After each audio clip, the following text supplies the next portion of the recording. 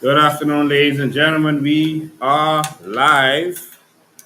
I'm so sorry for the late start on this wonderful Father's Day.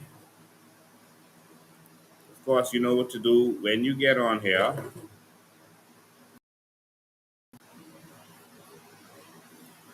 You know what to do. I'm going to take a few minutes to share this.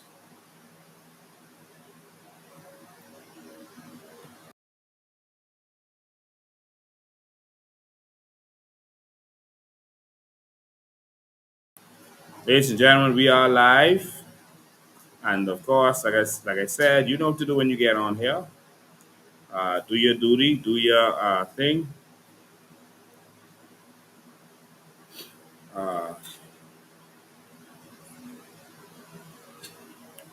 we may have a little dip for a second as we transition from internet to internet. But a very special, happy Father's Day to all of you. Okay. A very special, happy Father's Day to all of you. Um, we're just going to try to get on.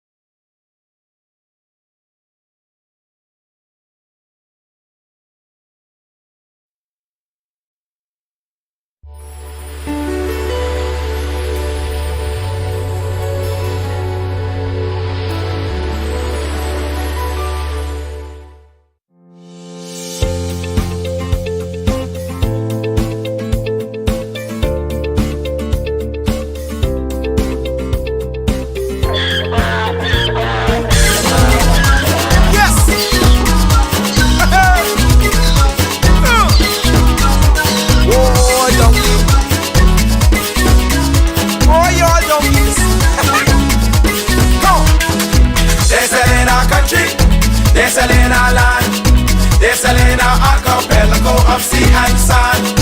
Now break down the acronym like you in class. Oh, they're selling the whole country, they're selling aha. And I never been down with no OPP. I talk about selling our people's property. Don't know who doing it, so don't round me out. Don't send no police round me and tell me shush my mouth. Where's our conviction? But where's our pride? We selling everything, selling our backside.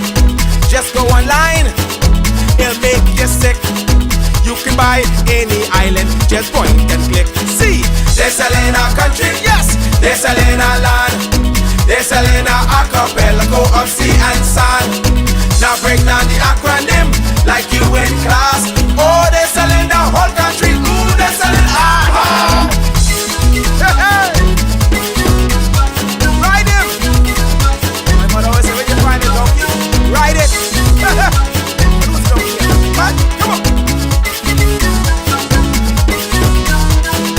We got a whole nation in 73. Now we getting back the whole country. What kind of fools we must be, selling out for a bag of rice and a cup of tea. You know what does bug me? Help me understand. I can't find piece of property for under 80 grand. But I can fix this, I know what to do. I can squat just like them other people try make me do. See, they're selling our country, yes. They're selling our land, they're selling our archipelago of sea and sand. Now break down the acronym like you in class. Oh, they're selling the whole country, they're selling aha. They're selling our country, they're selling our land, they're selling our archipelago of sea and sand. Now break down the acronym like you in class. Oh, they're selling the whole country, they're selling aha. I get everybody sells some every day.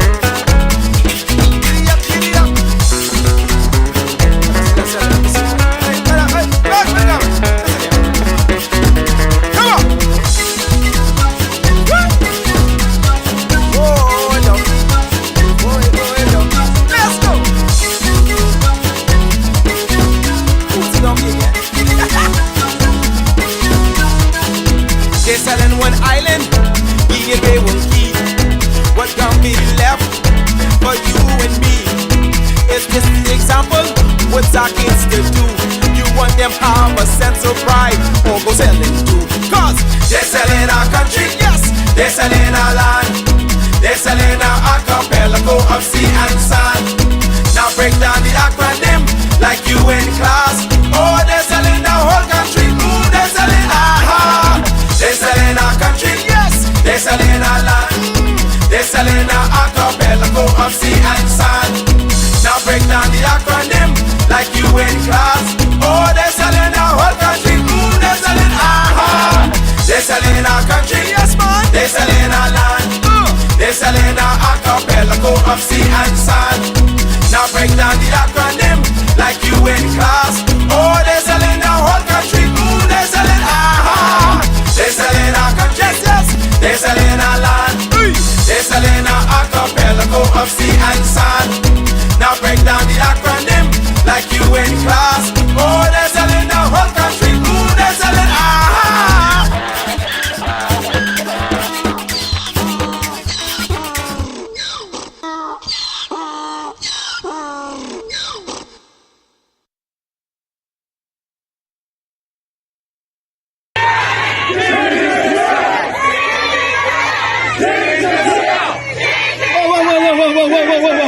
Whoa.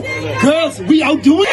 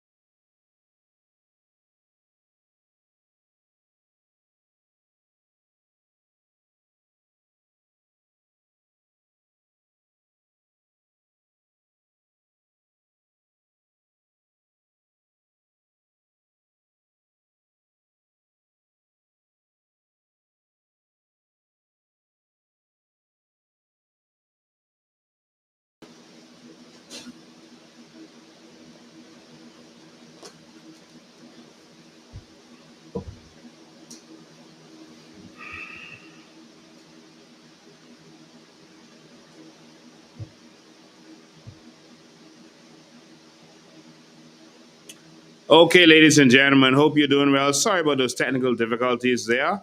It's not your fault. I chose to be born in a country where nothing works. Maybe that's so I could be a part of the solution to help get this country on the right track. So sorry. There were internet issues and electricity issues, but We are back up and running. So I just wanted to take this time, just give me a sec to share this as we was trying to get through those little issues there. And then we will get started.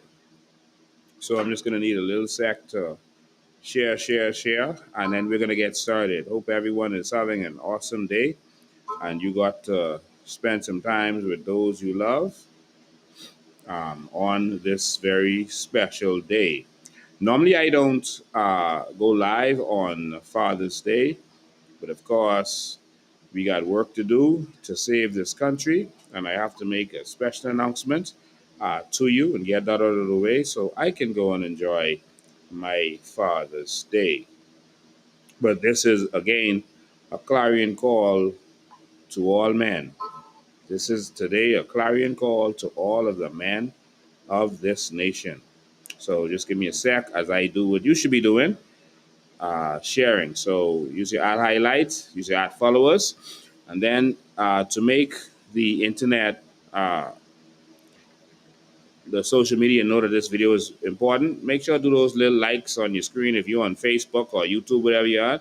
Just keep those likes moving up, and that will keep everything going the way it should. All right. So, all right. Just give me a sec to share, and I'll be right.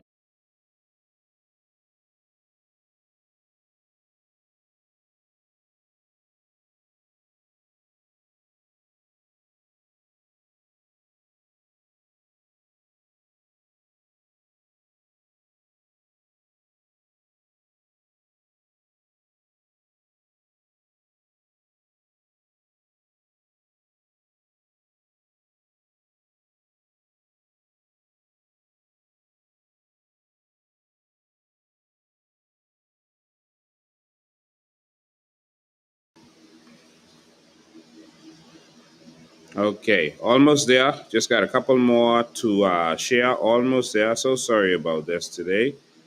Um, like I said, normally I never go live on this day, but we're gonna do it today.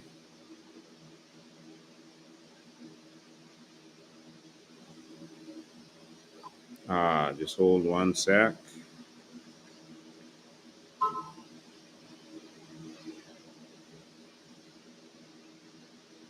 All right, so I've done my sharing. So I hope you've done yours.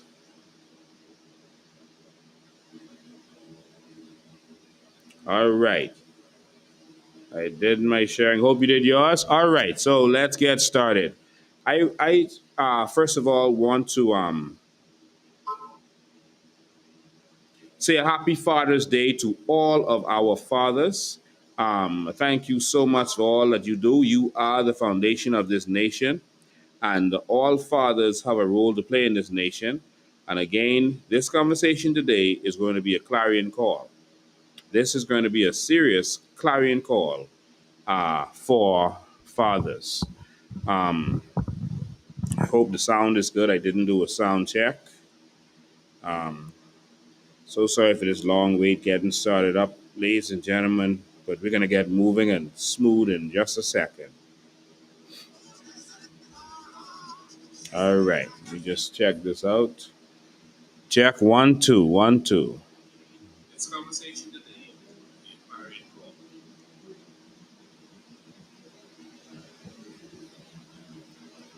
All right.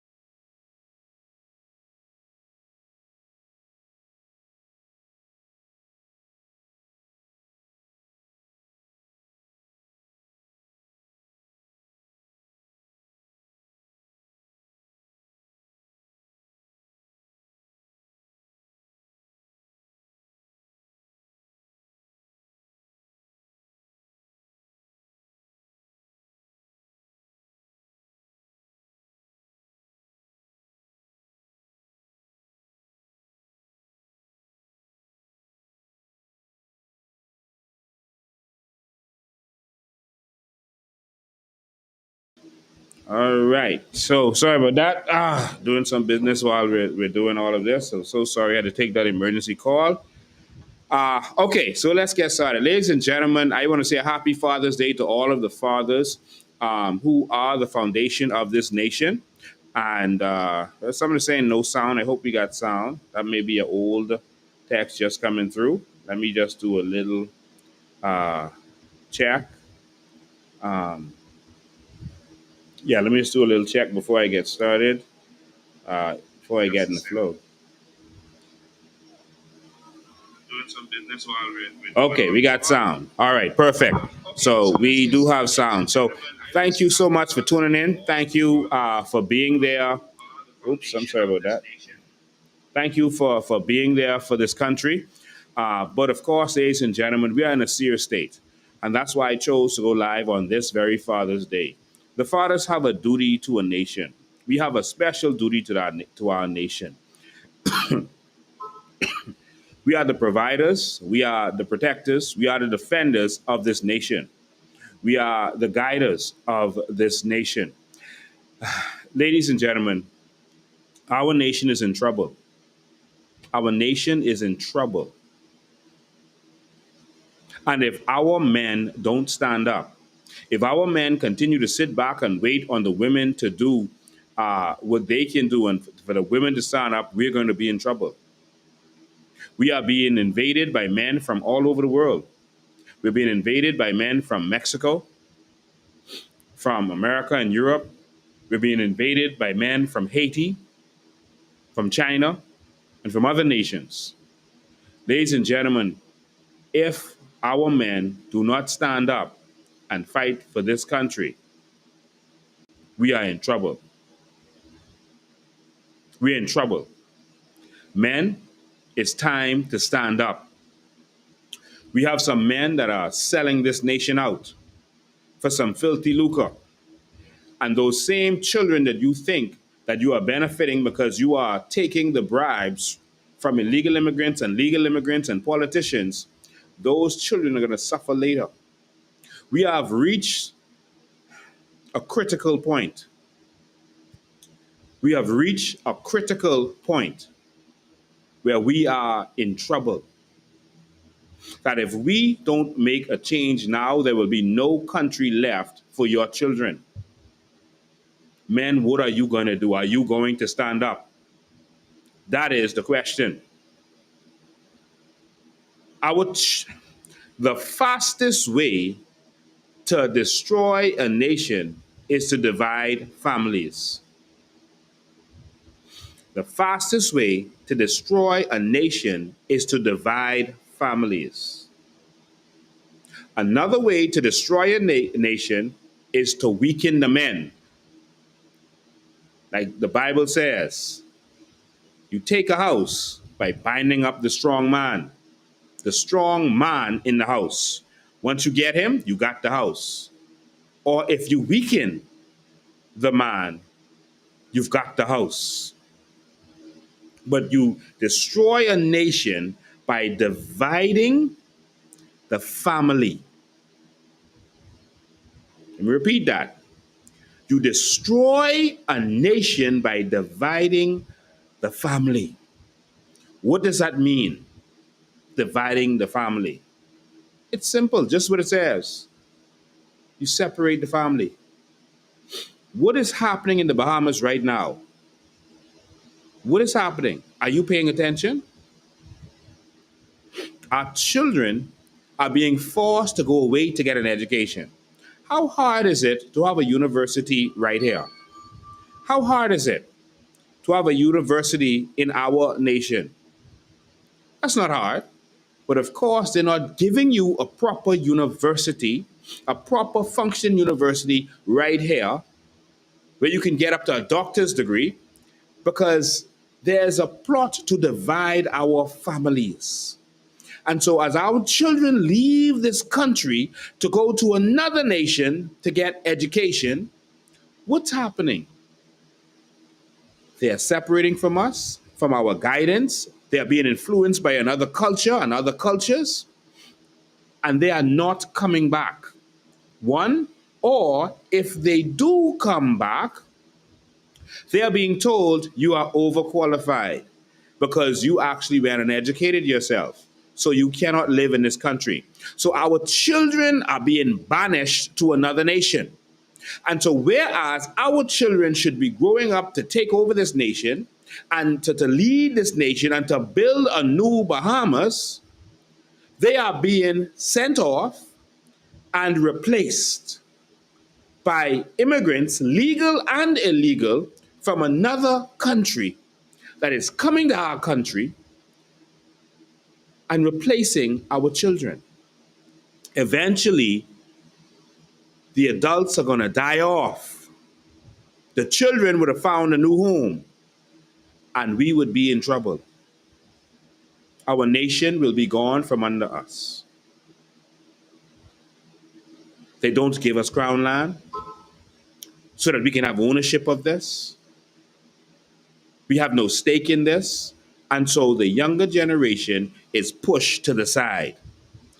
Ladies and gentlemen, if we don't fight for this nation now, we are going to lose everything.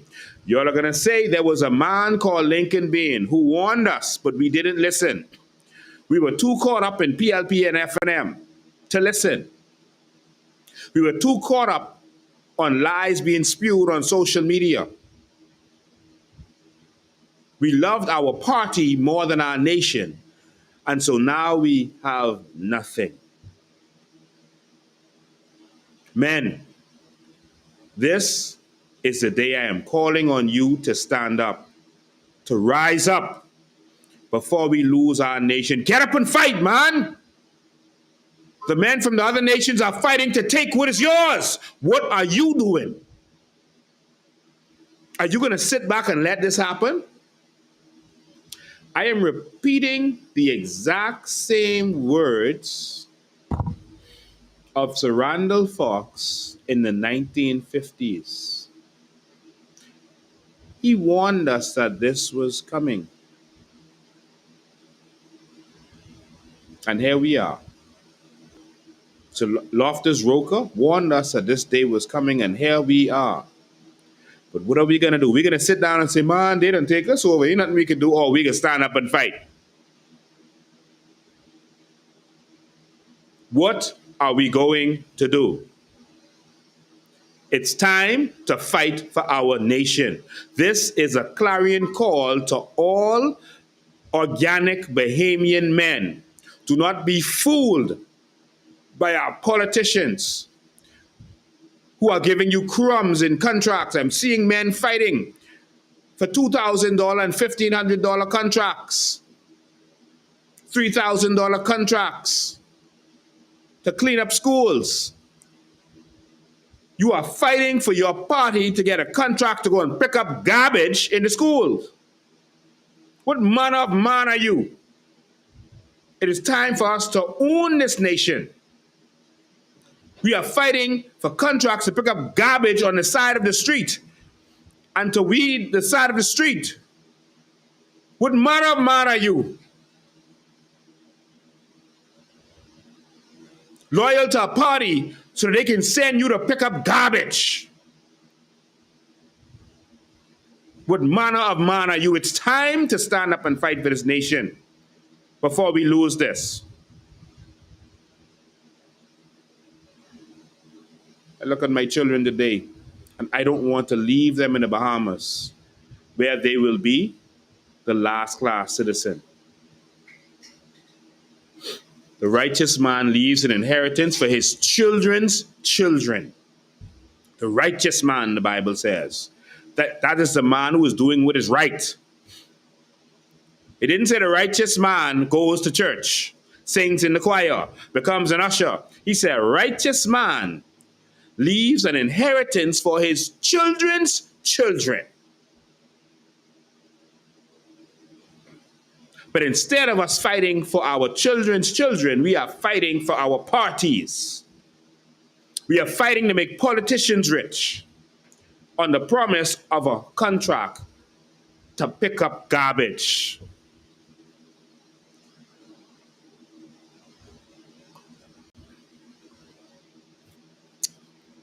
talk about that some more. But I want to take a second to tell you a little bit about a man who inspires me. They call him the father of labor, but I call him the stepfather of this nation. He is the stepfather. He is the one who really should have been the father, but he's the one who, you ain't really my daddy. He's the one who is not considered what he really should be. He's the one who is not as respected as the biological father. He's the one who everyone tried to make us forget.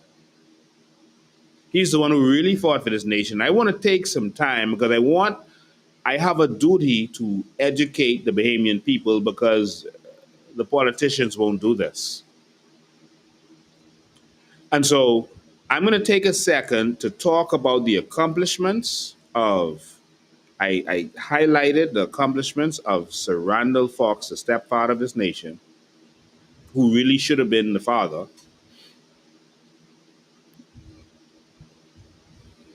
Our DNA shows that he is the father.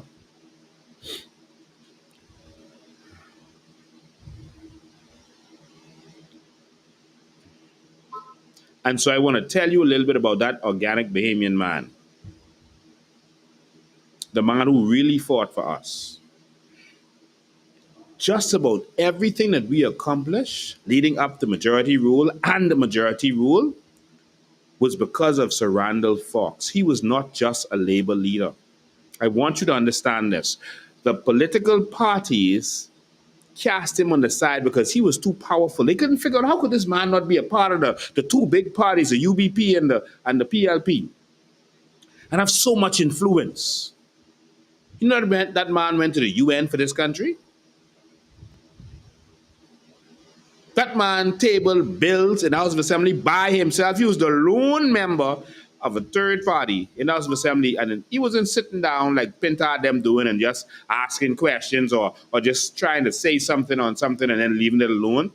No, he fought.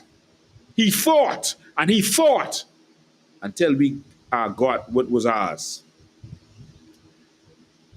Ladies and gentlemen, I want to talk to you a little bit about the father, the stepfather of this nation, who really should have been the father of this nation.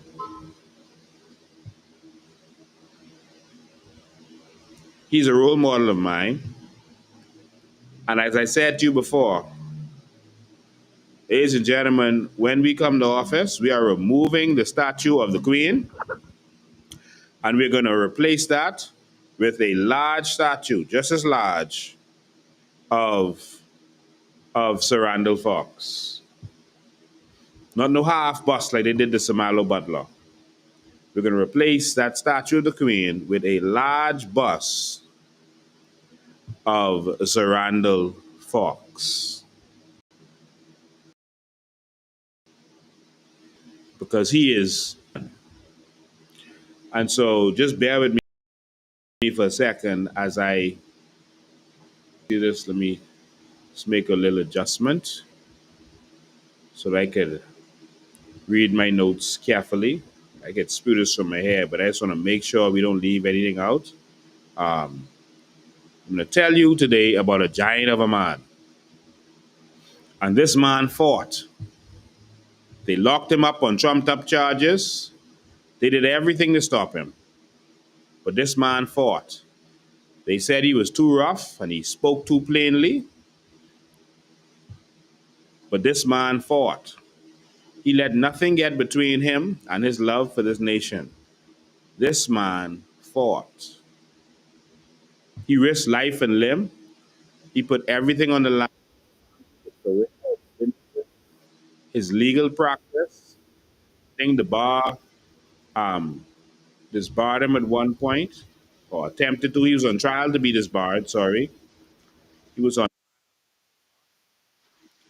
And remember, that's all he had was his little law license. And they went after him to take that from him. Why? Because he was standing up for you and me, who wasn't even born yet. He was standing up for a future generation. The man was thinking not about the next election, he was thinking about the next generation. We here now are several generations behind him. Several generations. And he was fighting for us. That's a man. Okay. So I want to read this out to you as I did it. Ronald Fox was responsible for several things. I'm going to outline the highlights of a few of those things. And then I want to outline the highlights of the general strike, which is what he led. Not Pinlin, not the rest of them. So Randall Fox. It's important that we educate our children. You have children, get them out their rooms, playing their games, and you bring them so that they can know about this. So they can know where we were and the fact that we've been circling in the wilderness over and repeatedly. And it's time for us to cross over Jordan. And so the Moses generation have kept us in the wilderness, but it's time for us to cross over into the promised land. And it's time for the Joshua generation to take us there. But the Joshua generation must be cognizant of what went down in the Moses generation. So let's talk. One, he was responsible for the formation of the Bahamian trade union movement and workers' rights. Randall Fox. Randall Fox is celebrated as the father of labor in the Bahamas for founding the Bahamas Federation of Labor in 1955 and uniting exploited workers under a common cause.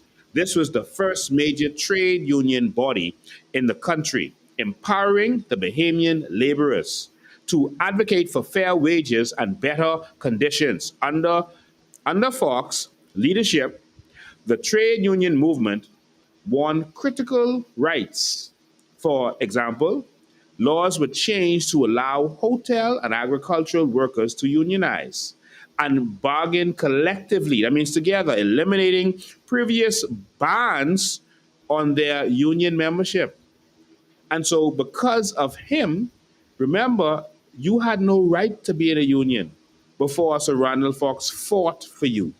You had no right to even think about being in a union. He fought for your right and then caused it to be added to our Constitution so that your right would never, ever, ever, ever, ever be taken away. That is a man.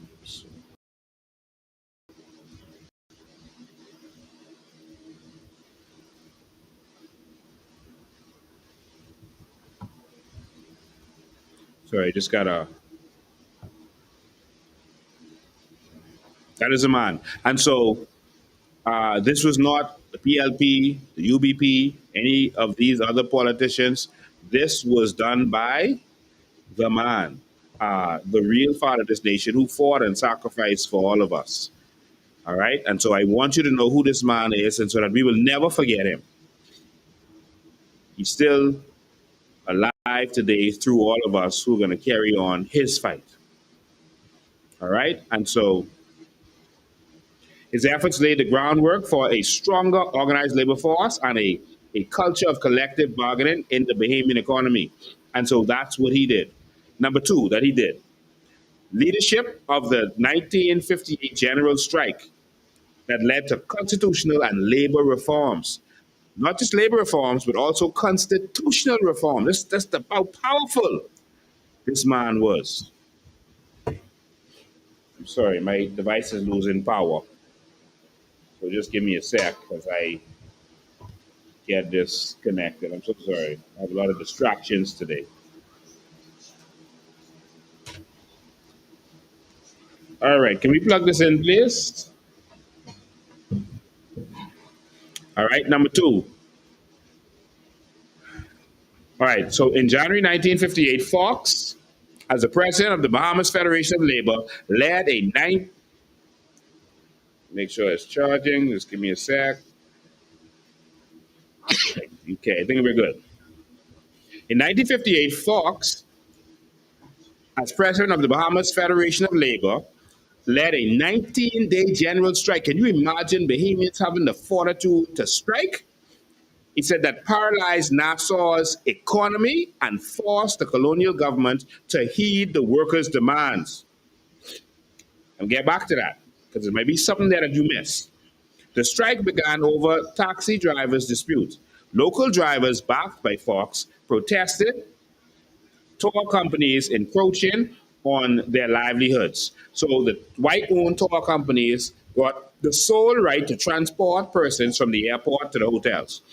And the taxis went to Mr. Fox and he said, oh no, we're shutting this place down.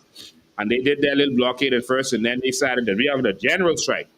All right, and it quickly expanded as hundreds of hotel and other workers walked off the jobs.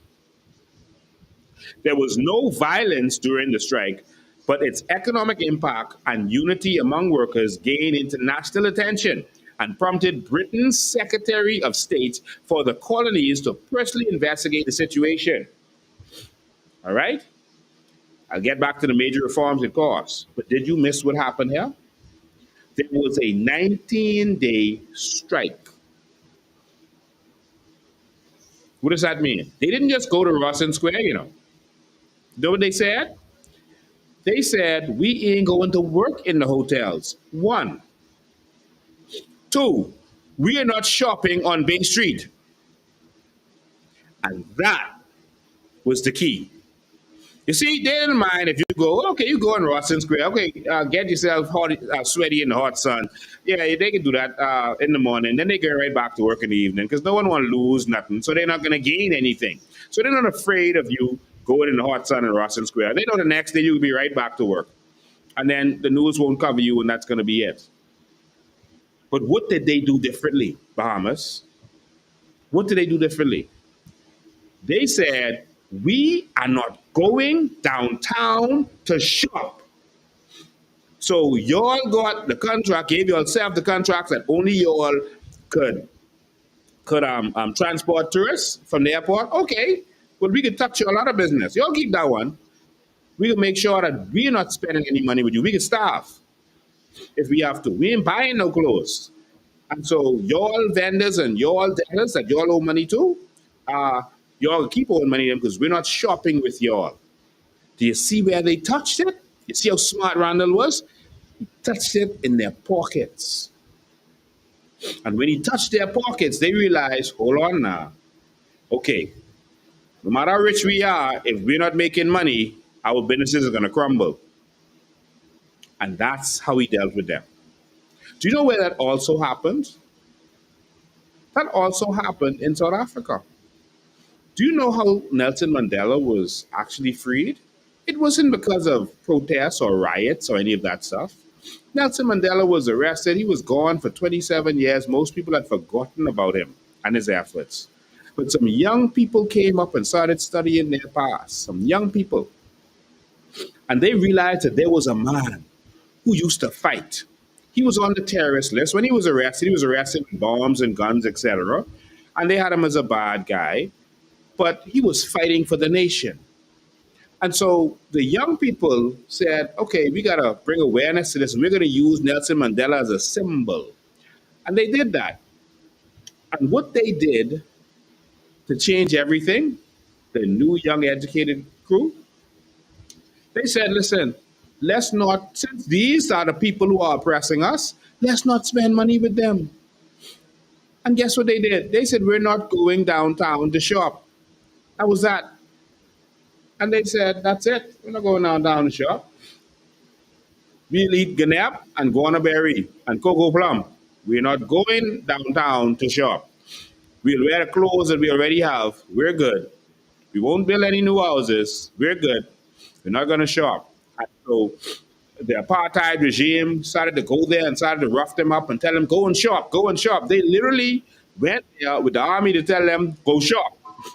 And the people refused.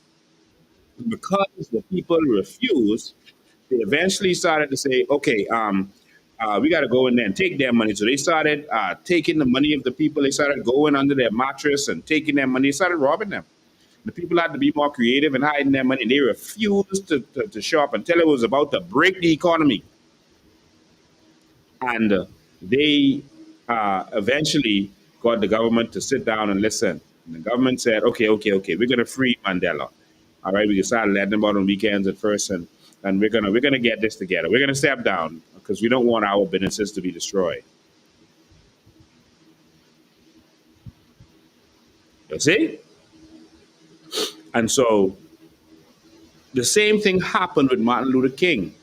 He said, "Oh, y'all arrested Rosa Parks for not going in the bus? Okay, well, we're gonna get this law changed. Until you all change that, we're gonna boycott your buses." It's like, oh, these Negroes, they're so stupid. We're not gonna listen to them. And they said, okay, boycott the buses then. You all need ride to work because most black people didn't have cars in those days. And they ignored them. And the black people walked to work, even if they had to walk miles and miles to get to work. They walked and they carpooled and they had buses organized, etc. And they avoided the bus system until it was almost crippled. And then they came back to the table and said, okay, okay, okay, be sorry. Be sorry. We could change. You see? You're talking about the Chinese having buying up all of your buildings. They are buying up the buildings with your money, not China money. They are coming here, spending up the money. Sorry, you're spending up the money with them, and then they're taking this money and buying your buildings. They start small, you know. They start riding bicycle if they have to, drive one break up van. They take your money and then they buy up all your buildings. How? Because you take your money and give it to them, then complain that, oh, the Chinese buying up everything. The Chinese is getting everything. You are giving them everything. Do you see what's happening in your own nation? I'm only on number 1 or 2 with Randall Fox, you know. Do you see? You are giving the Chinese your nation by giving them your money. The Bahamian bar across the road, but you go into the Chinese. You rather buy fake liquor smuggled from China.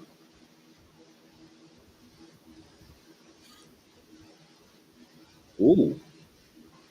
You rather buy Vitamalt in the green bottle than in the brown bottle. Oh, you didn't notice a difference? No?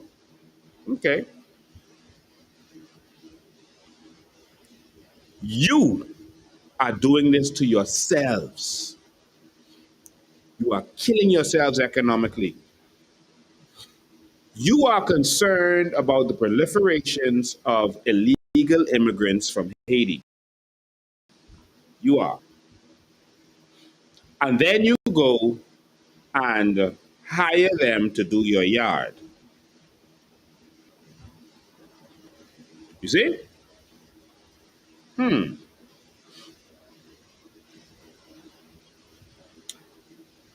This is what's happening in our nation right now. The illegal immigrants from Haiti have an advantage over your children. I'm sorry, I'm going all over the place, but I'm going as the spirit leads. The legal immigrants from Haiti have an advantage on you now. Not just the Chinese, not just the Americans. Our Bahamian contractors started hiring them for cheap labor. They could be cheap labor because they didn't have a mortgage or a rental. They didn't need to dress up in Tommy and Versace and Gucci. They didn't need to carry Gucci bags. They didn't need to buy Joy. They bought Joyful. And so our contractors hired them at a lower rate, and then they got all the skills. Our young men were starting to be pushed to the sides. And now our young men are losing skills and opportunity. While our children sought education outside of the country. Do you realize what is going on? Men, I'm educating you so you could know what you have to fight for. And so while the contractors benefited, Those same contractors who hired those illegal immigrants have now lost their contracts because the legal immigrants are the contracts now. You see? Because you gave them the skill and the opportunity in the job. Now they're in a position where they can afford the trucks, the equipment, the tools, etc. And now they are getting the contracts. Do you see what is happening in your nation? This is not xenophobic. This is a reality.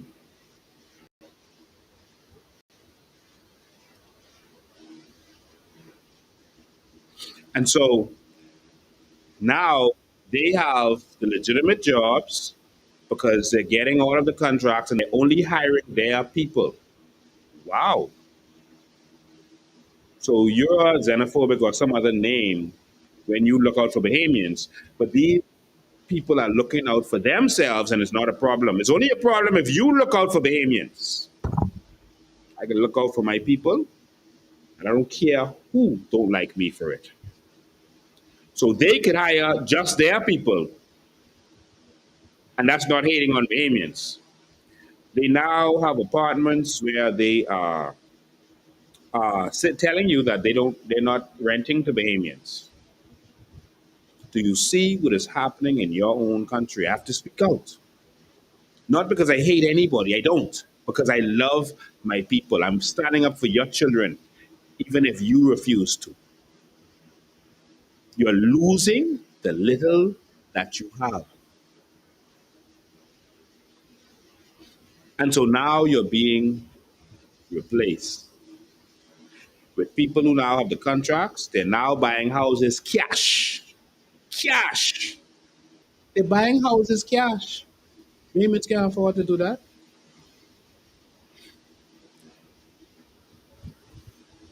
And then they run the underworld. The drug smuggling, a lot of the gang violence you see in the gun violence is because of them taking control. There's Bahamian gangs fighting the Haitian gangs for power and control. And they have the advantage because the police seem to be focusing on the Bahamians, the Bahamian gangs, and not focusing on them other people. And so our strong young men are being cut down every day through gang violence because they're going against the people who now control the flow of drugs, the flow of guns, and they are in a position. So on that level, we are being hurt. On the next level, because our young men can't get the jobs, because our young men were told to focus on construction and hard work, etc., while the women were told to get an education. And so the majority of our college educated, etc., are women right now. The majority of the ones who stay in school are females. And so they got their education while our young men were dropping them to school, dropping them to COB, dropping them to the airport to go away and get their education and paying for them. Now the young men are being replaced because they have no jobs to go to because they're being replaced. And so when you make the male in the society weak and you raise up the female, nothing wrong with raising up the female, but now you have an imbalance. And so foreign male is starting to rise up. And he is going to take advantage of your weaker female. Bahamas, wake up. If you've never listened to anything I've said before, listen to this. Wake up. You are being pushed out and replaced. You are giving away everything you own. Your politicians. Someone always asks me, why is it a big deal? Why do people keep wondering if our politicians are connected to have another heritage, another lineage? Haiti has a law that you must be an organic Haitian. They call it the Haitian of origin. That's in their constitution. To have any government position, and you must own land. To have any government position or participate in any election. And if you're a foreigner, you can't. They protect themselves. But if we even have a discussion, they're going to say we're xenophobic. America has a law that you must be, like I heard, what's his name? Elon Musk saying that he's going to form his own party. He has a problem with that. He can form his own party all he wants. But because he was born in another country, he can never be president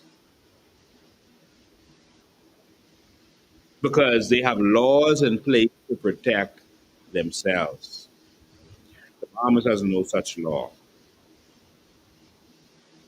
And so, if this trend continues, we end up with an organic foreigner as Prime Minister of the Bahamas.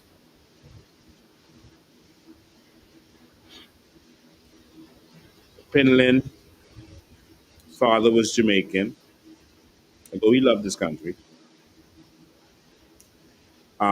His mother was a Bain from Acklands on one half and then a Haitian on another half. So she was mixed. Cuban Ingram, we are told that he has Haitian lineage. The same thing with all of them. Brave Davis told us that that's his lineage. They said that Ministers also has that lineage. I won't get into details. They say Pintard has that lineage. They said Pintard's mother was a Haitian lady, and he was adopted by Miss Laura Benson, who he calls his mother. You see, it has never been pushed. The value of being a Bahamian in our culture has never been pushed. It's always like Bahamian wasn't good enough. The radio stations don't really never used to push our music. We never really took pride in being Bahamian. Like other countries always had pride. And maybe it's because we had leaders who were also, and there's nothing wrong with it per se, but they always had another culture in them that they had to look out for.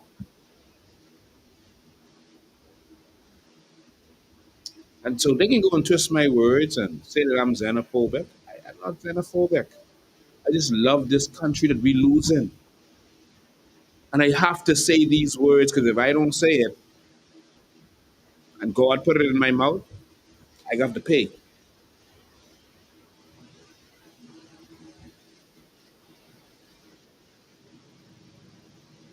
The country is in trouble. What are you going to do, man?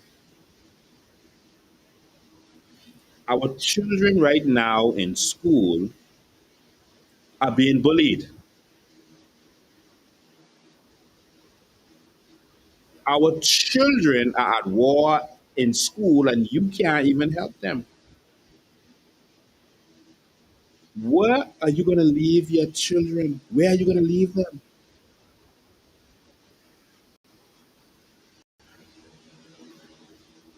They can't afford property. They can't get no work. They're being pushed out of this country and being replaced. Where are you going to leave your children? I have warned you. I have been obedient. I have said what was put in my mouth to say. I have said what has been put in my heart to say. I am calling on all our men. Are you going to stand up or are you going to cower? Are you going to sell your birthright for a bowl of porridge? Or you can stand up?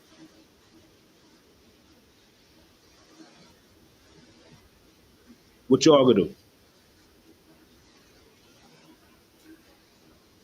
If Pittard wins the next election, he is being funded by Fred Smith, and the money is coming from Louis Bacon. Fred Smith has one agenda. Remember, he was the one who was fighting so that they couldn't deport illegal immigrants, not legal, illegal immigrants. Remember, he was the one. He was a man born in Haiti, living in the Bahamas, Fred Smith, fighting for his people. He got another man, Michael Pintard, whose mother is Asian, to help fight for their people. They're fighting for them, even in illegality. They're fighting for theirs, for the children of their race and their people. I have no problem with a man who fighting for his people and for his children. I have a problem with a man who ain't gonna fight for his.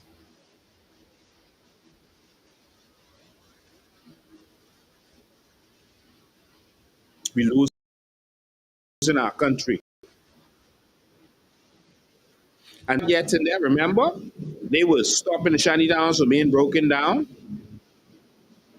They were stopping them from deporting. But all of a sudden, Fred Smith going quiet. You know why? Because he wants you to forget all of that, and he don't want you to remember his connection to Michael Pintard. So he is putting Michael Pintard in place and funding him. He gave him all the money he needs in Marco City and told him, listen, take care. Don't just take care for them because we want you to be leader. Take care of everybody so you can come back and say you're a leader for all the people. You cross the aisle. You, the PLPs come to you, you help them.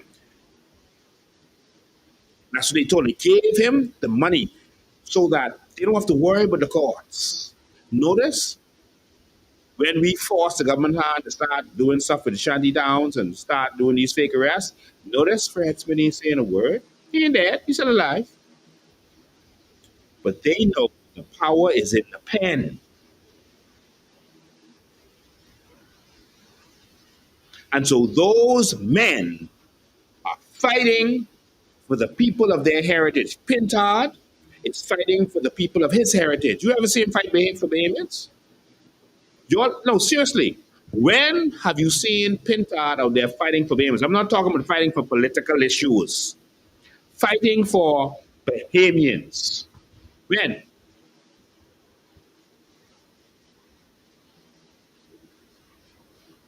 That ain't gonna happen. You might do it now because he hear me say it. They always respond to what they hear me saying.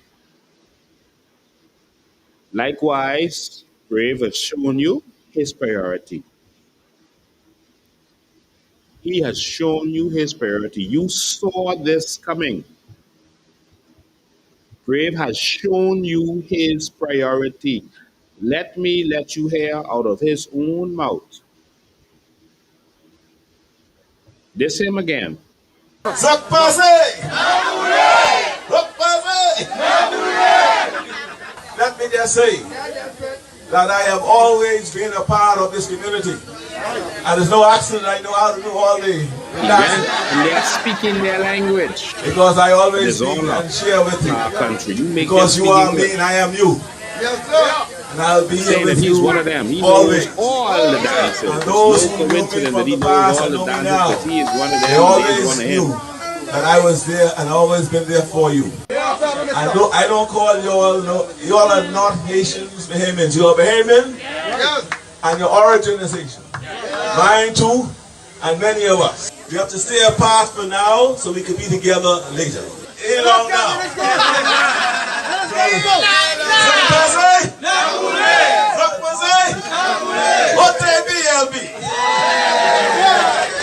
Are you all ready and willing to go?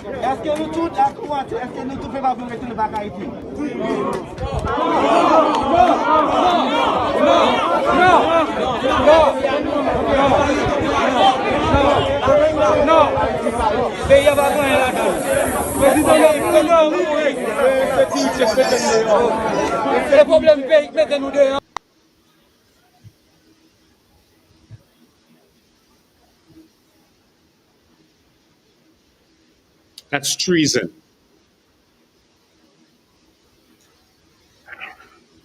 What Fred Smith, Michael Pintard, etc., did was treason also. If we don't win this election, this country is done. So you all have a choice to make. You all have a choice.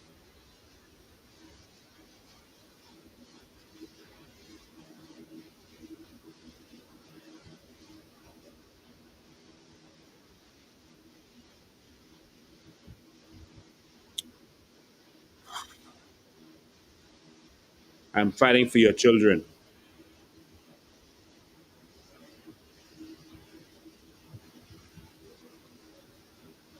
I'm fighting for your children, because many adults don't see what's coming and they are being bamboozled and replaced. And so, all right, so economic. And so they're using economics to destroy us, but we could use our economics to fight back.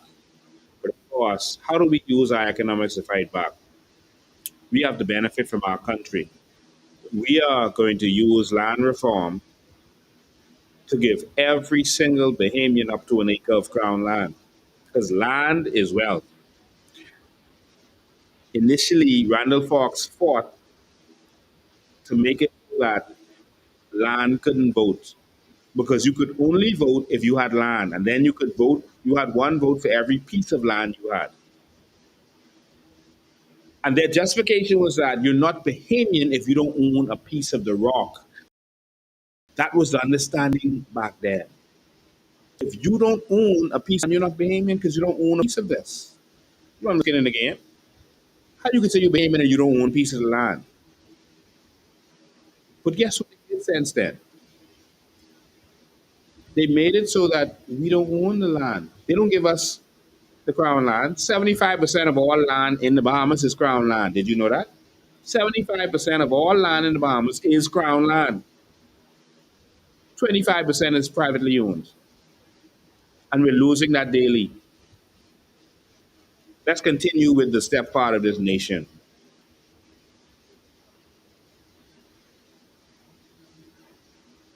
As a result of what Sir Randall Fox did with the general strike, a series of reforms were enacted in the following months. A new labor department was established. I'll elaborate on all this in a minute. To modernize labor relations, and legalization was and legislation was introduced to recognize unions for previously excluded sectors, set up grievance procedures, and improve working conditions. These outcomes demonstrated how Fox mobilized the worker solidarity, translated into tangible political and economic change. Number three of the impact of Sir Randall Fox, the stepfather of this nation: abolition of outdated voting practices and the universe. Because what he did, they moved the outdated practices. One of Fox's most significant impacts was accelerating the end of unfair electoral systems in the Bahamas. The 1958 general strike he led became a catalyst for the colonial government to enact sweeping constitutional reforms. That's what Randall Fox did. Not no one else. By July 1959, property qualifications for male voters were abolished, ending the elitist system in which only property owners could vote. The company vote, a practice that allowed businesses to cast votes in elections, was eliminated, and plural voting, wealthy individuals cast multiple ballots in different districts, was outlawed. They could have voted for every company they own. So if they wanted 100 votes, they just open 100 companies. These changes directly stemming from Fox's pressure established the principle of one man, one vote from Randall Fox. We would have had none of this. The PLP would not have won if it wasn't for Sir Randall Fox. Additionally, 4 new seats were added to the House of Assembly to better represent densely populated New Providence, correcting a long-standing imbalance that had unprecedented and majority black population. Underrepresenting a majority black population. I can hardly see what's in front of me. Fox activism thus helped usher in universal adult male suffrage and more democratic electoral system, paving the way for full one person, one vote democracy in the Bahamas. Number 4. So it wasn't just labor that he was fighting for.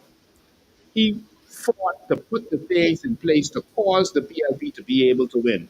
He is the real father. Advancement of women's voting rights. Although women were initially excluded from 1959 suffrage expansion, the momentum for equality continued in the wake of Fox's strike.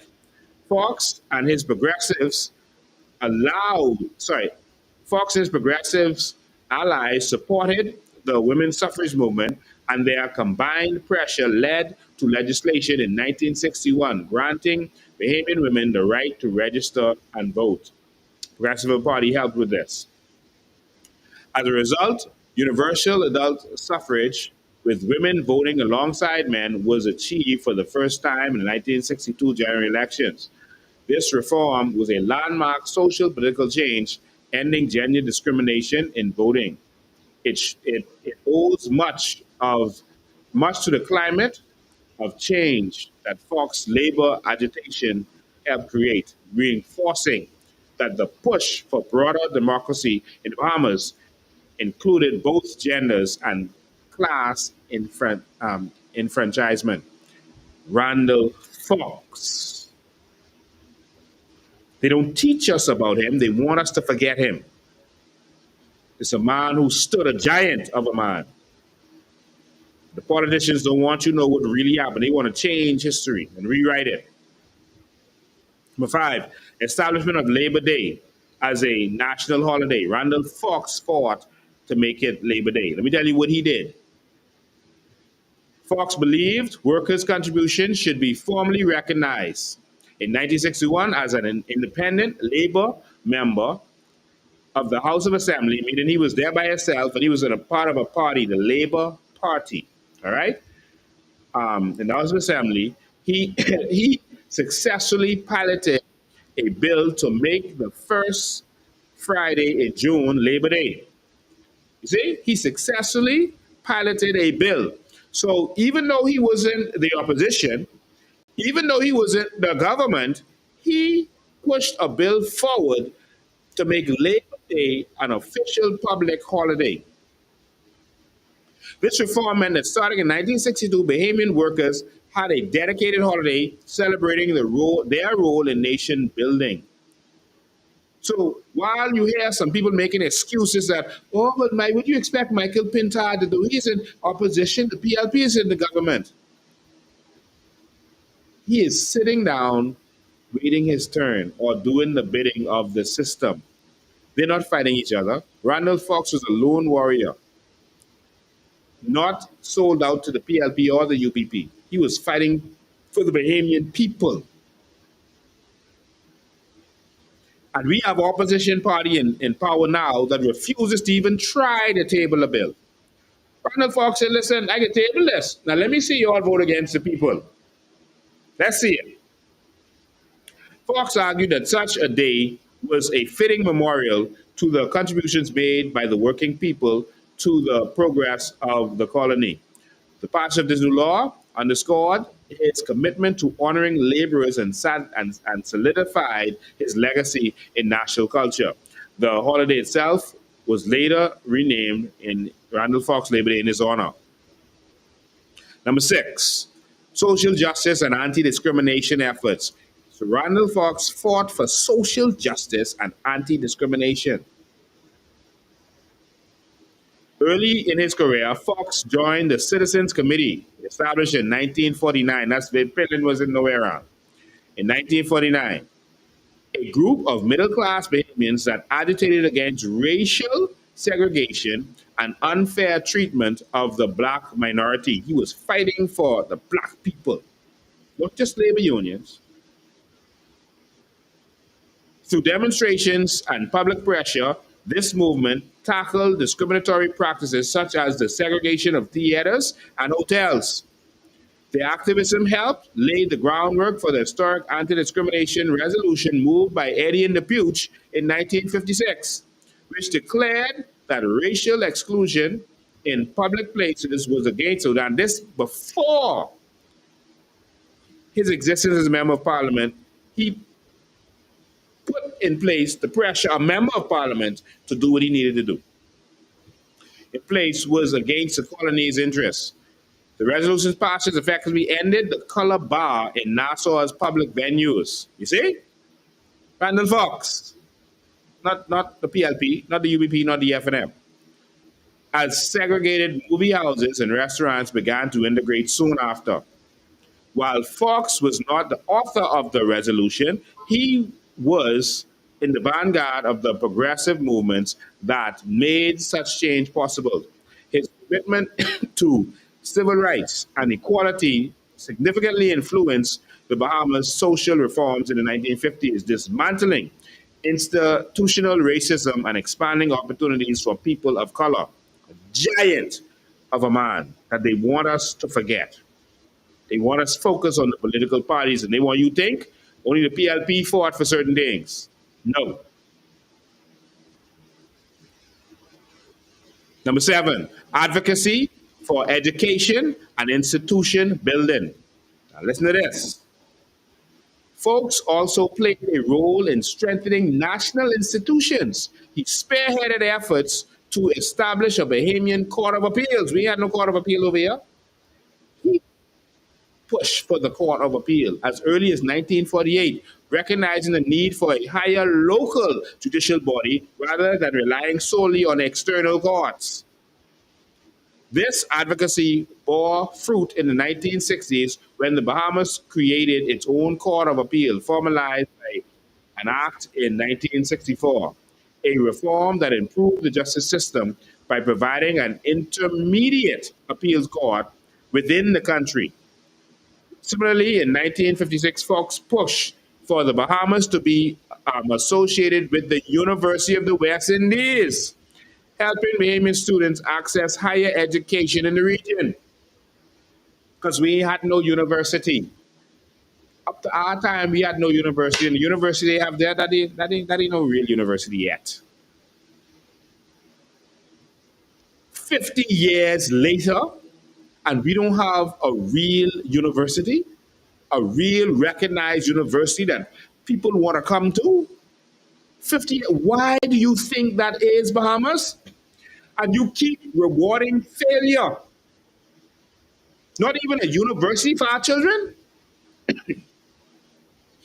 Calling it a university doesn't make it a university. Not even that? You mean 50 plus years? And we can't get a university? Jamaica got it. Barbados got it. Trinidad got it. What we got? COB, they changed the name.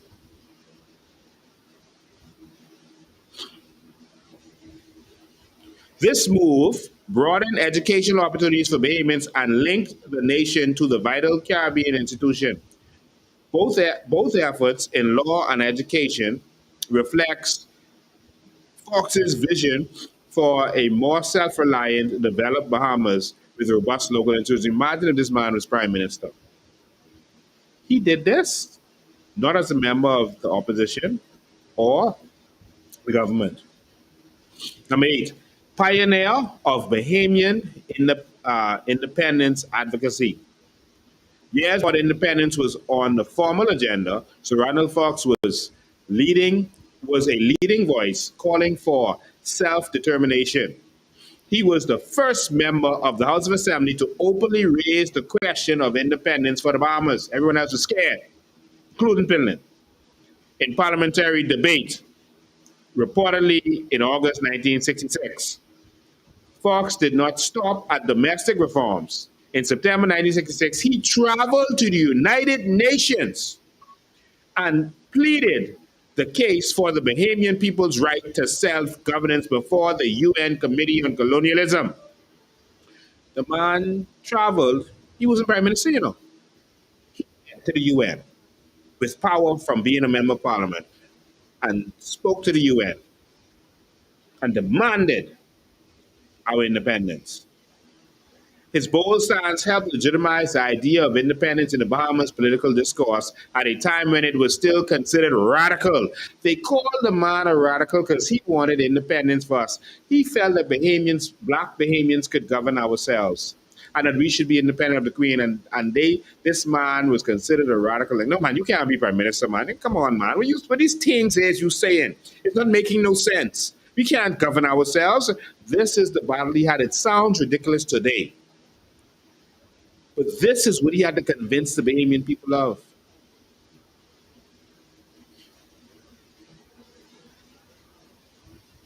Although the Bahamas did not achieve independence until 1973, Fox's early and vocal advocacy was instrumental in shaping the political will for sovereignty.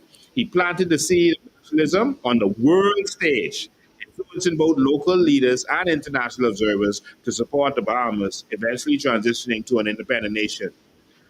Fox's fight and sacrifice was to get the Bahamians to believe that they could govern themselves in the House of Assembly and then govern themselves as a nation. It sounded radical, far out, selling dreams at the time. Today, I am here to tell you that we could be the owners of this nation. The foreigner doesn't have to come, invest, and give us jobs. We can own this nation. Today, in our day and time, I have come to tell you that we can own the cruise ships.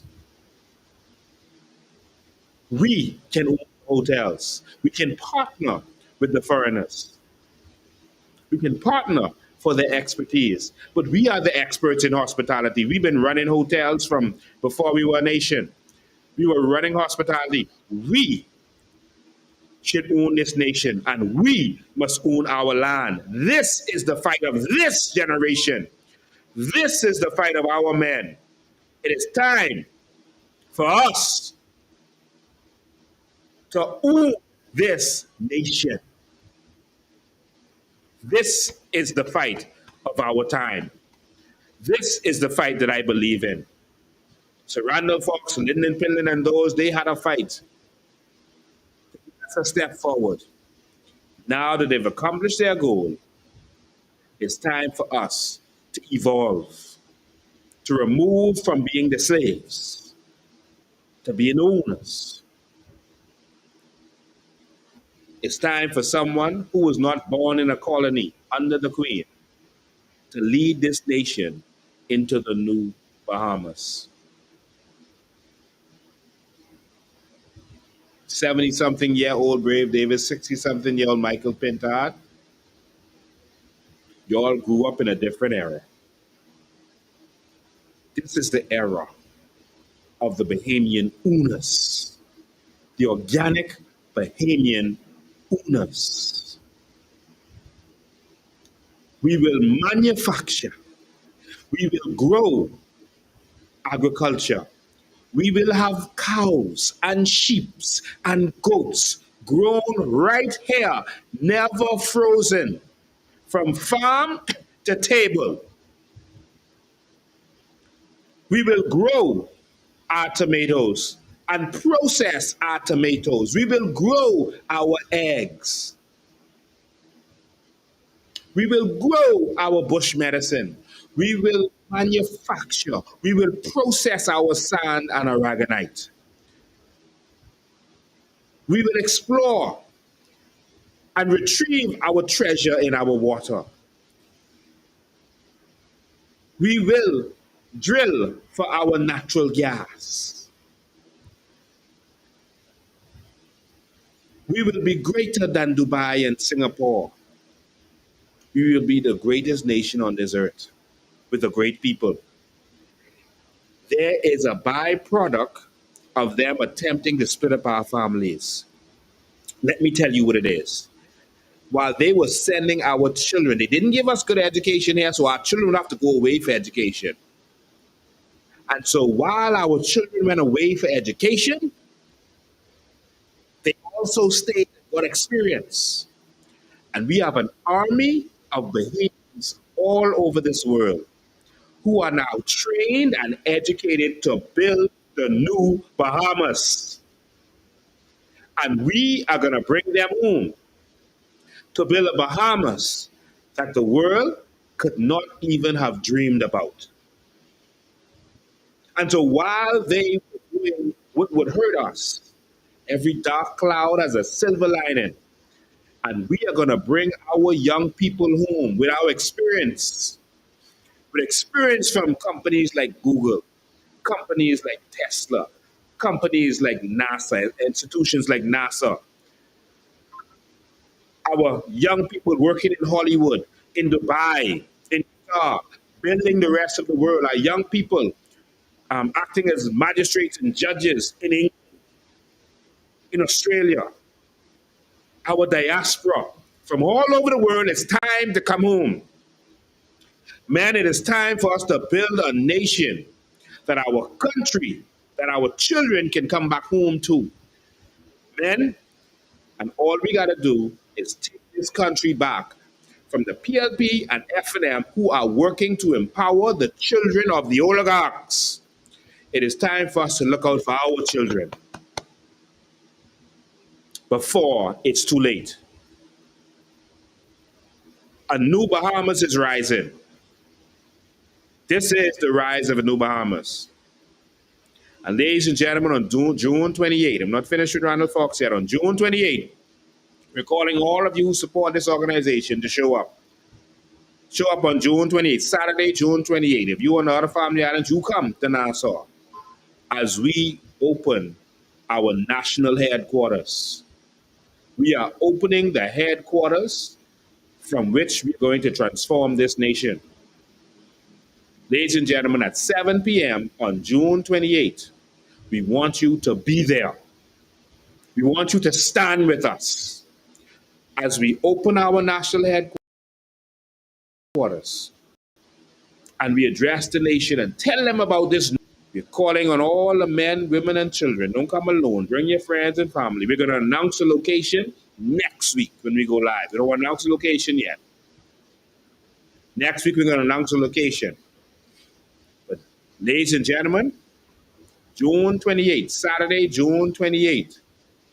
Not this Saturday, the Saturday after that. We are launching our national headquarters. Why? Because we are here to stay. Our national 6,000 square foot state-of-the-art facility. Our national state-of-the-art 6,000 square foot state-of-the-art facility. The facility to which we are going to transform this nation. Bahamas, are you ready? We want you to be there. Don't just say you support. Show up. Show up. It's time to stand up. Stand with me as we stand for this country. Our 6,000 square foot. Remember, and we even expand on that, but we stay where we are for now. A piece of property is 5,000 square foot. Your piece of property in Pinewood, Elizabeth said the whole property, not the house, the whole property is 5,000 square foot. Our facility, our state-of-the-art facility is 6,000 square feet. Where we are going to build the new Bahamas. June 28th at 7 p.m. Next Sunday, we will announce the location. All right? Make sure you are there. Travel from wherever you are. Come and show up. It's time. We're not playing with this. We're serious about this. We are going to meet them on whatever level they are. We're going to compete on them on whatever level they want to compete on. We got to take this country. We got to take this seriously. We are serious. Come and see your 6,000 square foot state-of-the-art headquarters where you are welcome every day to come and hang out with us. It will be open to the public every day. You don't have to feel like like you don't belong there. You can come and hang out, lay off in the chair, talk to people, meet your people, get your coffee in the coffee shop, be with us, come and motivate us. So just so people don't misunderstand, our headquarters, our Pinewood headquarters will still be there. I will still be spending time at the Pinewood headquarters, but I'll be spending time at both places. So I don't want you to misunderstand and think we're closing down our Pinewood headquarters. That's our Pinewood branch headquarters. That has always been there and will continue to be there. And so we want you to come and join us at our national headquarters. This is the headquarters for the whole institution. And we want you to come and brainstorm with us and share with us and talk politics with us and be there every day once it is open at this state of the art facility. Let's go back to Randall Fox. We have done more in this short period of time than any political party has ever done in the same amount of time.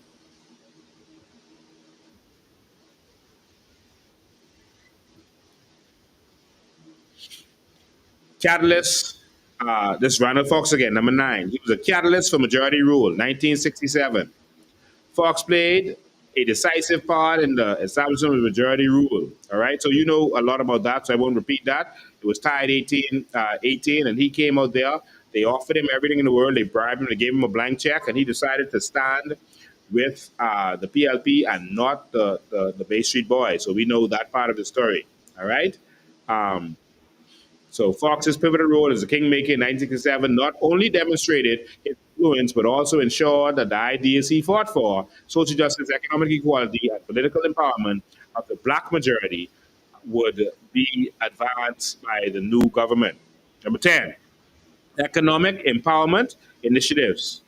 Beyond politics, Fox, watch this, economic empowerment initiatives. Hear that? Hear that? And this is the last one I'm going to do for now. Fox contributed to economic reforms aimed at uplifting ordinary Bahamians. Notably, he was a co-founder and secretary of the People's Penny Saving Bank in 1951. Did you know that? He said, no, we need to empower our Bahamians. We need a bank. You see how much things he's responsible for? And they don't want to tell you about him. This institution was created to encourage savings among the poor and provide small loans, addressing the lack of access to banking for the black community at the time. The penny savings banks lasted for decades, eventually becoming part of the government's national savings system by the early 1990s. By enabling financial inclusion and thrift, Fox indirectly spurred economic self-help and entrepreneurship among lower-income Bahamians. He also helped found the Bahamas Amateur Athletic Association. That's the BAAA's. That's the organization that deals with all of the athletics. Did you know that? That he was a co-founder of that? Reflecting his belief in holistic social development through sports related, it provided opportunities for Bahamians to excel on international stages. Through such initiatives, Sir Randall Fox influenced the social and economic fabric of the Bahamas, promoting self-reliance and community advancement, in addition to his more famous political feats. Now, there were a lot of things that happened because of the general strike, etc., that I wanted to go through, but I think I'm out of time. I think I'll do that on another live. But I'm going to open the phone lines now as I continue to speak. I'm going to open the phone lines. 803-5995 is the number. 803-5995 is the number. And so make sure that this is up. 803-5995 is the number. So call. What do you think about all that I've said today? What do you think about all of this? As I continue, men, our country is in trouble. Call us, man. What you could do? What do you think about the state of this nation? What do you think about us being continuously bamboozled by politicians? They keep us poor so that when they come with that little $50 or that $100, we feel that they did so much for us. We get to the point where we say, man, they ain't doing nothing for you, so I might as well get something now. Yeah, I selling my vote. And people are literally saying that they are selling their votes to these people who are selling out our nation. So when they sell out the nation, they didn't sell the nation, you sold the nation. Oh, so, call you live. I was trying to get the call this night. I think I might have accidentally hung up on him. Can call right back, caller. You are selling your nation, so you sold it for $50 or $100, and then they go and sell it and get the big money, so they can have a couple dollars to give you next election, so they get the big money. They're giving you the crumbs, so they could get the steak and lobster. They could own a restaurant. It's time for us to stop fighting for crumbs and start owning the restaurant. Stop fighting for crumbs and start owning the food stores. I'm not here to give you a fish. I'm not even here to teach you how to fish. I am here to teach you how to own the boat, Bahamas. This is the next evolution of the Bahamian people. We got to do something. 8035995 is the number, 8035995. You can call regular call or WhatsApp call. Good afternoon, you're live. Good afternoon, Mr. Bean. How you doing? I'm alive.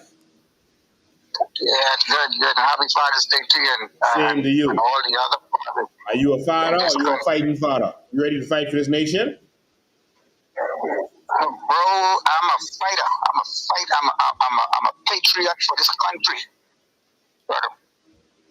Lincoln, right? A patriot. But let me say this to my people, Lincoln. I never been on a drive around with you when you used to go out in the shanty town, stuff like that. Hold on. But let me say something. I had an experience Thursday night around 11 o'clock out on Pottersky Dock. Yes.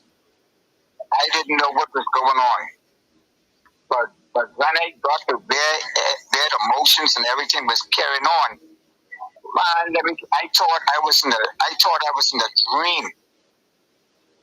When I heard the rockets on the dock, I thought I was in Haiti.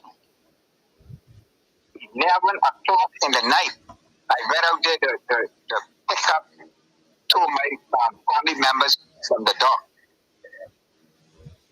Thinking, I thought all these years I was mad, but when I witnessed that for the first time, I never witnessed that from this exposure was going on, but I saw it personally for myself. And boy, let me tell you something. I don't know how many people on this live listening in. Let me say this: invasion in this next general election. Yeah. I gonna buy my ticket and I gonna head to some other country, either Dubai or somewhere where no food, no toleration of foolishness is being tolerated. Yeah. But what I'm saying, my spirit now is even more activated and angry. See what I have saw last night, and Lincoln, to you guys that are in this fight going forward, I want you to continue to go for the power, might, Yes. and authority. Speak with authority, because this is gonna take people with authority and power to carry this mission out. You see, and I will be part up in that too, because I'm not tolerating what's going on in this country, and now we're hearing that little is creeping into my island called Long Island, and I don't like that. I try to encourage my Long Islanders to be aware and and stand up and put their foot down. And whenever they come on whether the plane or boat, tell them to go straight back on that boat or that plane and get out of my island. We don't need you here. Yeah. You see? And, All right. and yeah, I have a cousin up there, and he taking note and let me know what's going on. And I try to encourage them, keep them out. We don't need that. All right, So my brother. thanks for taking my call. See you on the Lincoln, 28th, all right? Yeah, continue to fight. All right. Thank you. Okay. Call you live. Go ahead. Hey, Chief, what you saying, Chief? I am awesome, man.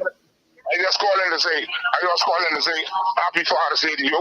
Thank you. And I will be there in full effect. And I have my crew. My Raj is coming, okay? He'll be there on the 28th. Awesome. But you just keep up what you're doing, big brother. You know what I mean? And I've been in the battle away. I want you to believe that. Thank you. You know what this is. Yeah, man. All right, I've been in the battle away, okay? Thank you. All right. And we doing well, man. When I say well, we doing well. Yeah, people ready. Everybody acknowledging what is the truth and what is right. All right. You know, I live in a prejudiced society, right up in here. You know, this the white people, right? And right now, I got all of them coming to me and trying to find out a lot of stuff. And I give them the website and tell them go on down and read it. You know. Yeah. All right, brother. Okay, you take care. All right. Something powerful I want you to recognize and understand. Bahamian men are historically not being as strong as they should be.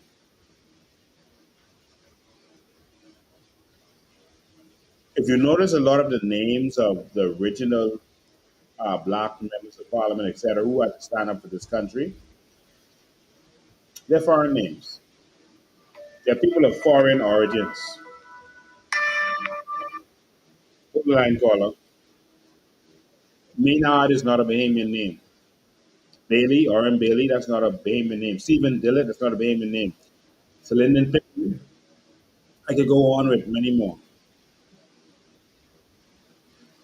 But it was because our men were not from a fighting culture.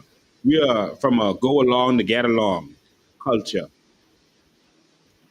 We don't want to stand up and fight.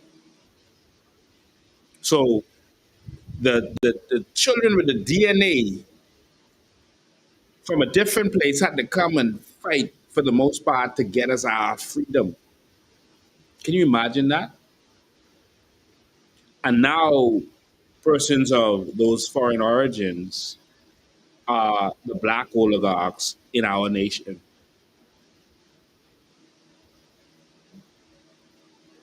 Do you see?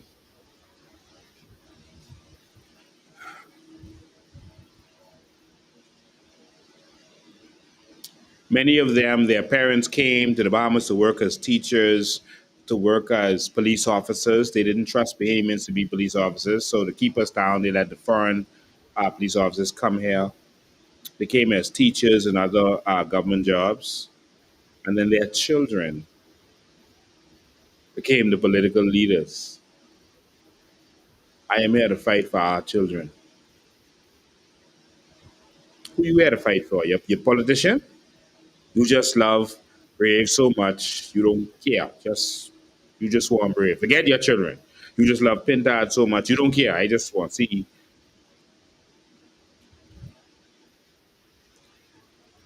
Call you live. Go ahead. Good evening, Mr. Ben. Good evening. And good evening in Bahamas. I want to say, firstly, happy Father's Day to you. And I want Thank to you. encourage you, man, to keep up the great work you're doing, encouraging the Bahamian people to stand up and fight for freedom. And I want to also encourage the Bahamian people, you know, it's time to kind of fight with you, man, and fight with this coalition of independence, because we are standing and fighting for the next generation to benefit from this country and from their natural resources. We can look all over this country and see the wealth that we have, and it's being shipped out of this country. It's being taken from us, but we are not benefiting. So I believe that when the people stand with the coalition of independence to bring this change, them and their children, the next generation, will benefit from this country. So I want to encourage the Bahamian people on the 28th of June to don't meet us there, but beat us there at our national headquarters there in New Providence, because I hear a lot of persons saying, "Yeah, man, we support y'all. We will be there. We'll come." But most of those persons are afraid. They don't want to be victimized, so they don't want to come out. They don't want to be seen because they send persons from the PLP and FNM send people to take pictures at persons who come out to any event COI has because they don't want to lose their job. So a lot of persons will not come. But I want to encourage those people to listen. It's time to stand up and fight for your country. You cannot be afraid to come out, show your face, and stand for righteousness. Because we need this country to be exalted. And the only way it's going to be exalted, they got to some righteous people to stand and fight for this country. So I'm sending a clarion call to all the men on Father's Day. You are a father. Stand for your children. Stand for the next generation. And come out and stand for this country on the 28th of November, where we will take this country and take it by storm. Thank you, Mr. Bain. Keep up the great work you're doing. And Bahamas, one love. Blessings. Thank you, man. Thank you. So let's be there on the 28th. We're going to announce the location next week, Sunday, when we go live. We're looking forward to seeing you at our state-of-the-art headquarters. And it's going to be an experience. So make sure you are there. All right? Just that's all I can say. Make sure you are there to be a part of history. We're doing this. We've come a very long way. So, ladies and gentlemen, the political season has started, and so I want you to stay focused. They're going to start putting around videos and voice notes, just disparaging and lying and spreading slander, etc. I don't want you to waste time contacting me, asking me if this is true or that is true. Um, Anyone who has anything to say, they can come on to my live any Sunday and they can say what they have to say. They can expose me, but they don't want that. They don't want an answer to be out there. They want to put out lies and innuendos and twisted truth to discourage, to distract you so that their oligarch leaders, the persons who are paying them to do so, can continue to rape and rob and destroy this country. That's their agenda. They want to continue that. So they are paid trolls, paid to spread lies and to twist truth. And so you're going to see them saying all manner of things about me, and that's really their strategy. But that's the old weapons. We are focused on the new Bahamas, right? They are going to say all manner of things about Maria Daxon, about myself, about Miss Green, about Veronica McIver. That's how they play politics. Let's not get distracted. They want you to think that their politician who they worship is perfect and they're an angel. But don't vote for anyone else because they're not perfect. They want you, so the PLP trolls are going to spread lies about myself and others. In other words, Brave Davis is perfect. Vote for him. Don't vote for whoever else. The FNM ones are going to do the same things. In other words, Pintard is perfect. Oh, wow. And so let's not get distracted with personalities, right? Let's take this country back and give it to the people. We have seen what the FNM will do. We have seen what the PLP will do. We have seen what Brave Davis will do. And it has not been enough. We have seen what Michael Pintard can do. He was the worst Minister of Agriculture in Bahamian history. He was the worst Minister of Youth, Sports and Culture in Bahamian history. The worst. He did not stand up for Bahamians. And so we don't want to waste time with someone who's going to be a puppet for Brent Simonet and Fred Smith. So let's go to phone lines quickly. Good evening, you're live. Good afternoon, how you doing? Awesome. All I want to say is we can come and talk. Let's just don't Hold the line, Paulie. all we can do is make sure we make our vote at the right spot. Yes. And make it count. We can have the most debate on anything about anything online. But at the end of the day, make your vote count for the right set of people. And Mr. Bean, I can tell you now, Free from alcohol. I got my vote in the COI. Thank you. Thank Thank you, sir. All right. Thank you, man. Go ahead, call you live. Rachel Bow on the call today. Hey, Rachel, Bow, how you doing? Excellent, because you just educate me to the fact of folks. Yes. We know this is a leader. A leader leads to better his country. Yes. Not to clean finances for his friends and family. Yes. A leader tells the story like you are, spitting out excerpts of strong men that built our country. We are a black country, a country of people of color. We don't want to be oppressed. We know what it is to have our fathers run off a base street. Now our fathers are in control of their establishment. Why would we want leaders who are going to keep us oppressed? Yes. What about our youth who need a place to grow and reflect and to become the next leaders? We have to build those characters, not push them aside so our friends and family can benefit. And that's why I chose you as a leader, because you are to talk about the issue. You give us a voice that we didn't have before. That's what a leader does. Thank you. Ms. Bow, a lot of people don't know that you are the lady who the Haitians had really taken over your house, really, and you were trying to get back in there. Are those immigrants out your house now? Thanks to you, the immigrant left the night after, the same night. So yes, they are gone. Thank God for that. That's because we have a voice. Yeah. We have a voice to your program.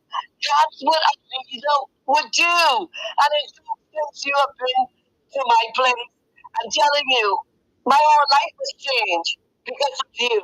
Wow. Because now I don't have to worry about Haitians, because they're never going to come back to my environment, because somebody who has leadership role intention like you is exposing the dark secret of Bahamas. We need you. We don't want you. We need you. And because of your ability to speak to us and to make us feel like we are a person, we want to have you as our leader. You are on no side but the people. Thank you.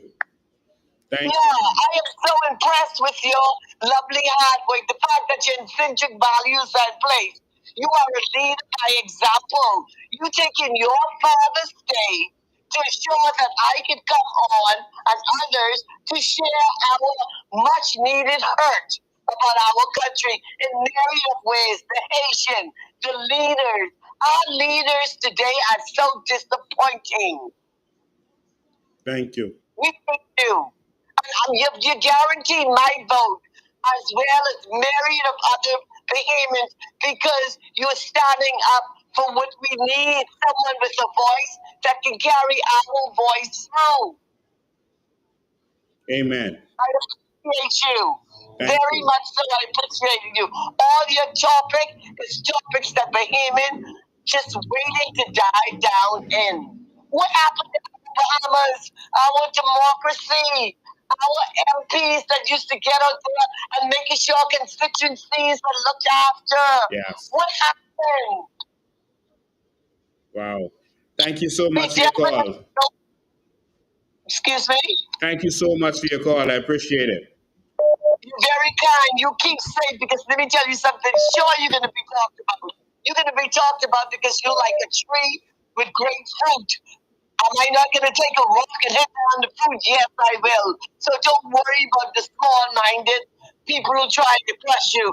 You continue to fight because you have the right package. I have a lot of respect for your work. You're on the right track. You're a Bahamian boy, and we see you. Amen. Thank you so much. God bless you. You as well. All Nice right. day. Bye-bye. 803-5995, 803-5995. We have to transform this nation. We have to transform this nation. We got to fight for our children. We got to fight for our people. Bahamian men, we can't be afraid of no one in our country. No politician. These politicians soft, man. You can't be afraid of these politicians. For all of our Bahamian young men, stop running up and down behind these politicians, calling them daddy, degrading yourselves. You are men, man. Stand up and be kings in this country. The politicians, hold the line, call your next. The politicians work for you. Don't ever let me see a Bahamian young man walking behind a politician talking about daddy because he giving you a couple dollars. It's time for us to rise up and be real men. Be strong. Stand up in this country. Harbor Island is lost, but we can take that back. We went to Harbor Island last year or a year before when they told us what was going on. And they could tell me I can't go into a certain part of Harbor Island because the Haitians done take that over and they got guns and stuff around there. Not even the police was go around there. That's what they could tell me in my country. Gotta be out of your mind. So we went there. Me and some men and some strong women. Some of them elderly women got more courage than some men. And yes, a man was standing on the corner with a gun. And when the older lady showed me, I walked straight up to him and said, "Come here." And he started to walk off fast. And I said, "Come here, what's that in your waist?" And then he started to run. It's our country, man. It's our country. And we ain't gonna let them sell this out. We are going to, wherever we tread our foot, we're gonna take back. We're taking back this entire nation and giving this to the Bahamian people. Why we won't give land? Because it's our land. And if someone wants a piece of the rock, they will appreciate the rock. They will take care of the rock. But right now, it's like this country ain't even ours, so why should we care about it? Let's go to the phone lines. Good evening, you're live. I'm sorry, I think I lost them. Yeah, they hang up just when I was going to them. Why should we care about this country? And it ain't ours. All we get to do is have a job in this country. That's it? Someone asking how much of the 700 they sold? A lot. We're going to take back everything that the enemy stole from us. This is going to be a prosperous nation in the mouth of America, and we're going to benefit from our presence. This country is going to work. $80 million for a bridge?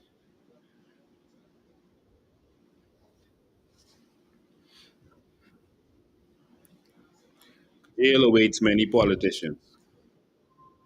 But we can take this one back, eh? Good afternoon, you're live. Hey, Lincoln, what's going on, man? Right here, man. Someone tell me we only own 77 of the 700 still. But I'm only joking. You know, it's really sad what's going on. Yeah. They're saying the COI needs to be this, that, the next thing. I asked them one question. What has everyone else been for 50 years? Before they come and say what you need to be, what has everyone else been? What's been done in 50 years? You had the whole United Arab Emirates build in what? Less than 50 years. Mm-hmm. And we led a whole the newest city in the whole hemisphere, from the north to the South Pole. We have the newest city in the hemisphere, 1950s. And what did we do with it? Let it rot? And we had all kind of different people at the steering wheel. So my question to everybody tonight is simple. Are you going to vote for 10% or 12 to 15% VAT on healthy organic food? Because everybody has a record of doing that. So people say what the COI could do. I said, well, we have $3 trillion that pays no tax. Why don't put 15 or 12% or 5% or 10% on that? You have 12 million ticket sales and hotel bookings a year. They pay in the VAT? Or they booking those offshore? They're booking them offshore. The money don't come in. How could you have a business in your country, our country, are you paying a business license like we pay? Are you putting your bank in our banking system like we must do? If you really sit and think about tourism happening in the Bahamas, because it ain't ours, and I watch and listen to everybody bragging about fighting for the crumbs on the plantation. I could be the man raking up the seaweed on the beach. And it's your beach. Think about this in closing, Lincoln. The Paradise Island beach that you went and looked at with Mr. Toby Smith. That's your land, right? That's Crown land, right? Yes. Okay, so if you own the land, let's say you had a $1 million land in Lyford Key, and I come and put $1 million house on your land, and I tell you that we're going to rent this for $10,000 a night, but we're not going to split that $10,000 each. You could be the gardener, housekeeper, the servitude job, and you own the land. How I could own the land on Paradise Island, one of the best beaches, and now the boat will have a beach right next to it. They will have all the lovely new shops, basically the new Bay Street right next to it. They won't have to come out here and catch my cab, will they? Or go to my fish fry, or go to my Junkanoo Beach or Tiki Hut or Straw Market, because it'll all be right there next to the boat, and they'll call it safe. You see all the shooting today, so they'll say it's not safe. Stay here on our beach. Will we be allowed on the beach? How easy will it be to get to that beach on PI? It's our beach, isn't it? Yeah. What's our interest in that property? What are we getting out of the deal? We'll get to go over there and rake up the seaweed and serve a drink if the people from other countries aren't doing it?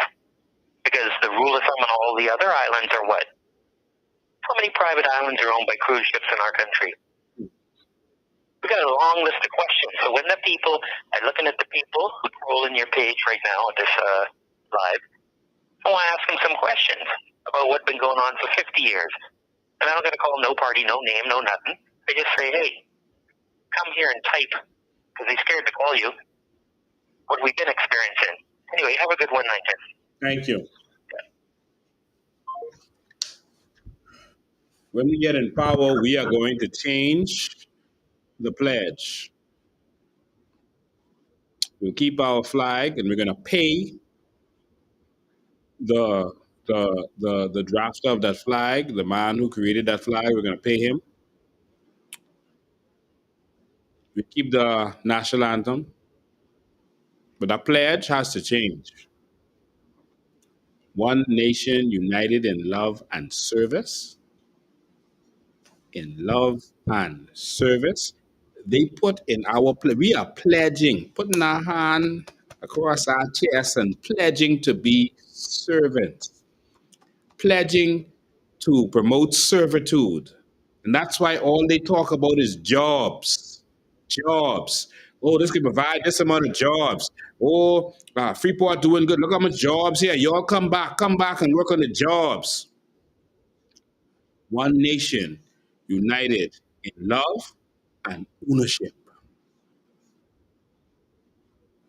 We're going to change that.